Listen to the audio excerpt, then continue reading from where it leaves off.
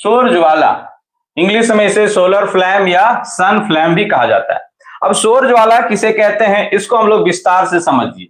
देखिए, अगर हम आप लोग को सन पढ़ाए थे सूरज, तो सूरज का जो है ये स्ट्रक्चर में बताया था कि सबसे पहले कोर, है ना, कोर, उसके बाद रेडियोएक्टिव जोन, उसके बाद कन्वेक्टिव जोन, उसके बाद फोटोस्फीयर, और उसके बाद फिर था क्रोमोस्फीयर, और सबसे बाहर में जो है वो कोरोना।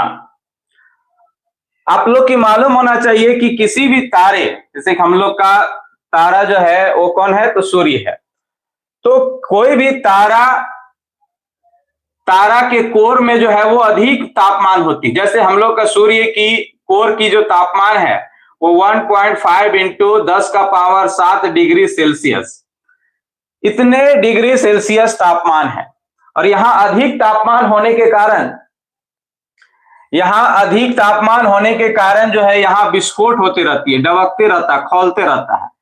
जैसे कि हम लोग अगर जल वगैरह गर्म करने देते हैं, है ना, चूल्हा पे हम लोग जल गर्म करने देते हैं, देखिएगा जल गर्म होने के बाद यहाँ खोलने लगता है, उसका बूंदा जो है वो का मतलब कि बर्तन से बाहर भी आने लगता है। अगर आप खोलने दे दिए हैं, गांव घर में देखेंगे कि चूल्हा में खोलने दे दिया, अगर बगल में आइट साइड में बैठे हो रहते हैं, तो देखिएगा कि इसका ढक्कन नहीं रहेगा ऊपर में, तो देखिएगा यहाँ से जो है वो पानी उछल के बाहर भी आ जाती है, समझे ना। तो यहाँ खोल रही है, उसी तरह यहाँ पर भी खोल रही है, और यहाँ तो बहुत ज्यादा, यहाँ जल का क्वथनांक कितना होता है, 100 डिग्री सेल्सियस होती है। मतलब जल अधिक से अधिक कितना गर्म हो सकता है, 100 डिग्री सेल्सियस, 100 डिग्री सेल्सियस। और यहाँ 1.5 इंटू 10⁻7 डिग्री सेल्सियस, मिलियन ने बोलेगा तो 15 मिलियन डिग्री सेल्सियस जो है यहाँ पर ही तापमान है। तो सोचिए यहाँ किस तरह की ब्लास्ट हो रही होगी। तो यहाँ बहुत ज्यादा ब्लास्ट होती है। तो ब्लास्ट होने के कारण इसका बाहर, ये तो अंदर का भाग है कोर, तो इसका फोटोस्फीयर में, ये वाला भाग में, है ना, फोटोस्फीयर में जो है इसकी ज्वाला दिखाई पड़ता है, सूर्य की ज्वाला दिखाई पड़ता है। मतलब सूर्य की लपटें जो है ये बाहर आती है। जैसे यहाँ आप इमेज में देख रहे होंगे, ये जो सूर्य की लपटें हैं ये सूर्य की सतह से कुछ ऊपर उठ गए हैं, इसी को कहते हैं सौर ज्वाला। सिंपल सी चीजें हैं, है ना। अब देखिए हम लोग का पृथ्वी ये वाला है, देखो इतना छोटा है पृथ्वी हम लोग का, तो पृथ्वी वाला है, सूर्य में इस तरह से देखिए, है ना, सौर ज्वाला ऊपर की ओर गया हुआ है। अब यही सौर ज्वाला कोई कोई ऐसा होगा कि पृथ्वी में आके गिरेगी, कोई होगा जो रिटर्न चला जाएगा। जब हम लोग पानी को खोलने देते हैं बर्तन में, तो देखते हैं कि ये बर्तन से अगर खोलने लगता है, कुछ पानी जो है ऊपर ऐसे आती है फिर रिटर्न आ जाती है, कुछ ऐसे आते हैं कि डायरेक्ट बाहर आ जाती है। तो उसी तरह कुछ ज्वाला जो रिटर्न चला जाएगा सूर्य में, और कुछ ज्वाला जो है वो बाहर पलायन कर जाएगा, है ना। तो अब देखते हैं कि सौर ज्वाला से किस तरह से क्वेश्चन पूछते हैं। तो सौर ज्वाला किसे कहता है, तो सिंपल सा सूर्य की लपटे को जो है वो सौर ज्वाला कहते हैं। अब ये सौर ज्वाला सूर्य में रिटर्न भी आ सकती है, या फिर सूर्य में रिटर्न नहीं आएगी तो अन्य खगोलीय पिंड में जाके गिरेगी। सौर ज्वाला से संबंधित किस तरह के क्वेश्चन पूछते हैं उसको हम लोग देखते हैं। यहां से आपको पढ़ना है aurora, aurora borealis, aurora australis और व्हिस्लर। ये चार शब्द आपको समझना है कि सौर ज्वाला में ये क्या, किसी कहानी की कब इन वर्ड को कहते हैं। मतलब सौर ज्वाला से संबंधित आपको यही क्वेश्चन पूछते हैं। ऑरोरा किसे कहते हैं, ऑरोरा बोरियालिस किसे कहते हैं, ऑरोरा ऑस्ट्रेलिस किसे कहते हैं, और व्हिस्लर किसे कहते हैं। तो सबसे पहले हम लोग ऑरोरा समझते हैं। ऑरोरा, तो ध्यान से समझेंगे, जब ये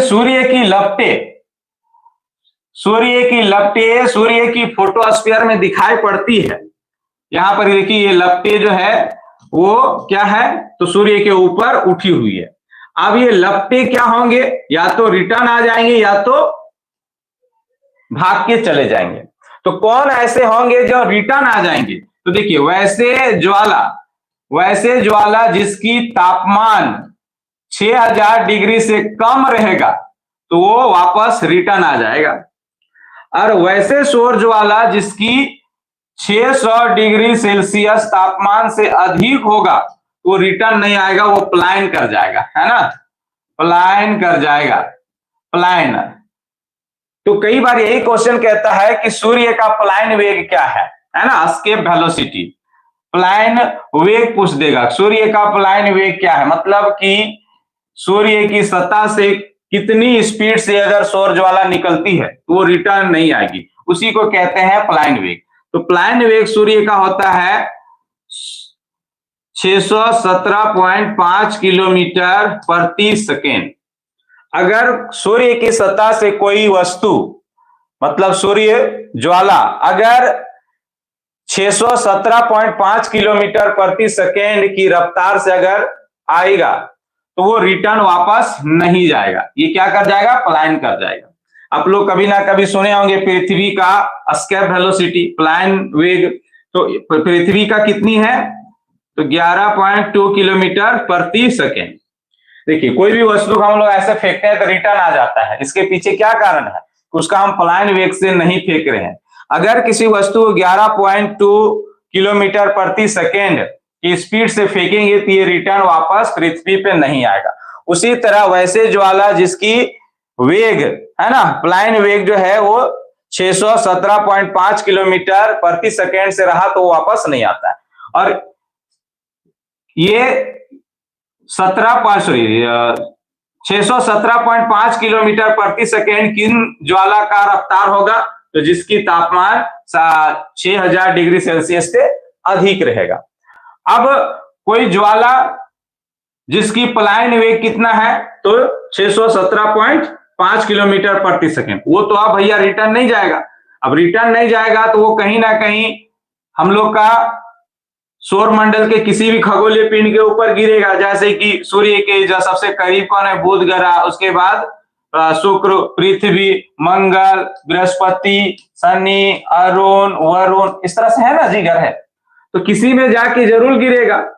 तो अगर हम लोग का पृथ्वी में आके गिरेगा, है ना, हम लोग का पृथ्वी क्या है, तो पृथ्वी में क्या है, गुरुत्वाकर्षण बल है, खींचने का पावर है इसमें।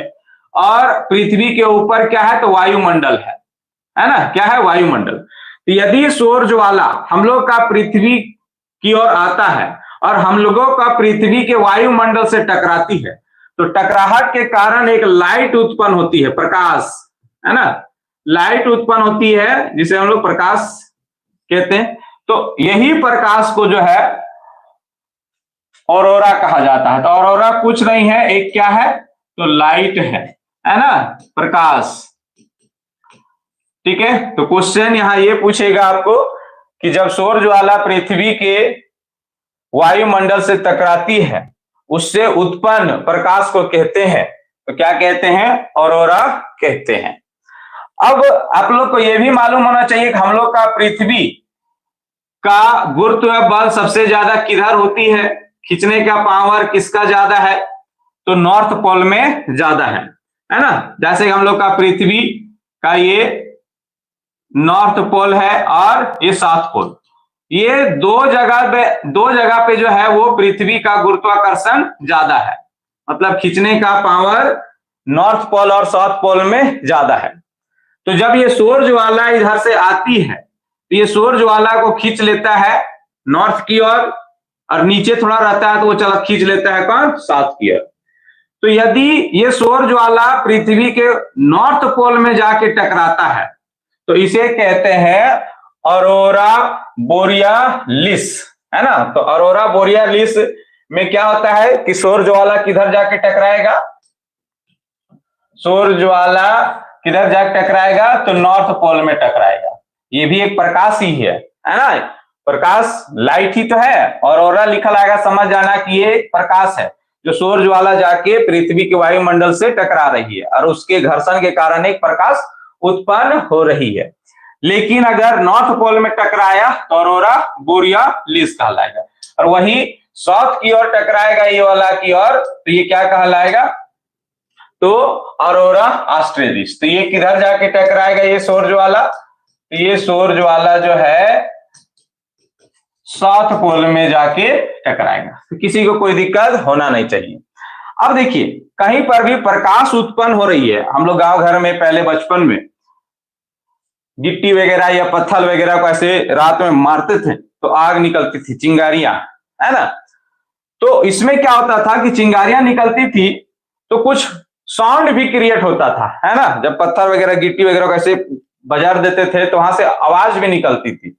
तो उसी तरह जब ये सौर ज्वाला हम लोग के वायुमंडल से टकराती है तो एक तो प्रकाश तो उत्पन्न होगा ही, इसके अलावा यहां से एक साउंड भी उत्पन्न होती है ना, ध्वनि।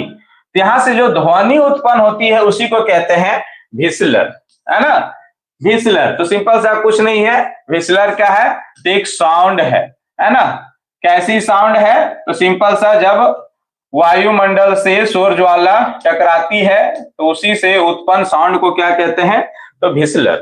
तो ये सब वर्ड आपको समझना है कि व्हिसलर किसे कहते हैं, ऑरोरा किसे कहते हैं, ऑरोरा बोरियोलिस किसे कहते हैं और ऑरोरा ऑस्ट्रेलिस किसे कहते हैं, है ना। तो ये इसमें उम्मीद है कि आपको कोई दिक्कत नहीं होता होगा।